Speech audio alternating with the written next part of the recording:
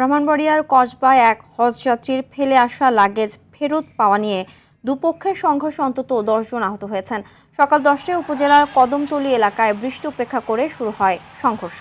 Police জানায় শাহপুর গ্রামের এক বৃদ্ধা আড়াই বাড়ির একটি এজেন্সির মাধ্যমে হজে যান। ফেরার সময় একটি লাগেজ সৌদি আরবে ফেলে আসেন তিনি। এ নিয়ে হজ এজেন্সিতে ভাঙচুর চালায় বৃদ্ধার স্বজনরা। পরে দুপক্ষ দেশীয় অস্ত্রশস্ত্র নিয়ে সংঘর্ষে জড়িয়ে পড়ে। পরিস্থিতি নিয়ন্ত্রণে অতিরিক্ত পুলিশ মোতায়েন করা হয়েছে ঘটনাস্থলে।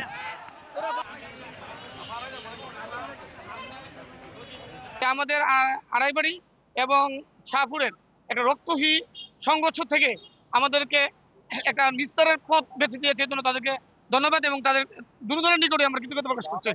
এখন পরিস্থিতি স্বাভাবিক, আলহামদুলিল্লাহ। ওনারা চলে গেছে, আর এটা পুনরাবৃত্তি হবে না, আমাদেরকে কথা দিয়েছেন। বাকিটা আমরা পর্যবেক্ষণে আছি এবং আমাদের পুলিশ মোতায়েন আছে, আমরা এখানে অবস্থান করছি।